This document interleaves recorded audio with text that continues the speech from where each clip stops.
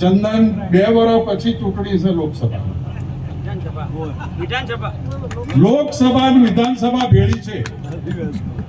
આ લાંબુ ચાલે એમ નથી.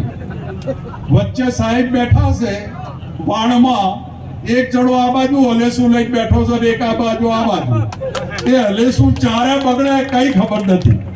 એટલે આપણે અત્યારથી લોકસભાની જે તૈયારીઓ કરવાની હોય કરો, વિધાનસભાની તૈયારીઓ કરો, તાલુકા પંચાયત જિલ્લા પંચાયતમાં દાખલો લો કે આખી કોંગ્રેસ જો લોકસભામાં એક નામ આવતી હોય તો આપણે તાલુકા જિલ્લામાં પણ એક નામ આપી તાલુકા પંચાયત જિલ્લા પંચાયત આપણી બનાવીએ એ જ વિનંતી. પાટણમાં પણ જે 20,000 મતો ગયા એ આપણી ભૂલના કારણે ગયા.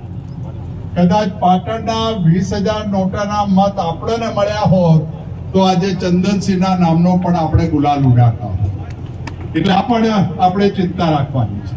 બીજું, બનાસકાંઠાની કોંગ્રેસ અને બનાસકાંઠાના આગેવાનો પાસેથી શીખવાનું છે.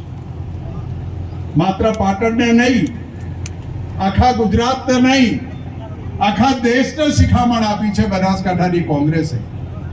બનાસકાંઠાના એક ગરીબ સમાજો શીખ આપી છે કે આગેવાન ચોખ્ખો છે, આગેવાને જિંદગીમાં ક્યાંય કાળો તલ ના લાગે એવું નથી કર્યું.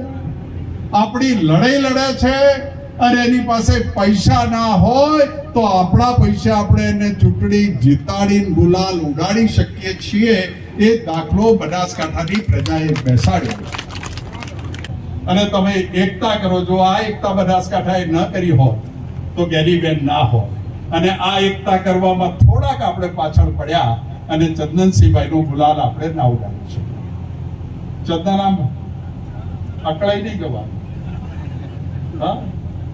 હા, બોન છે, 2-4 વખત દીકરી છે, આઈને રોવે સાહેબ અમારાથી નહીં.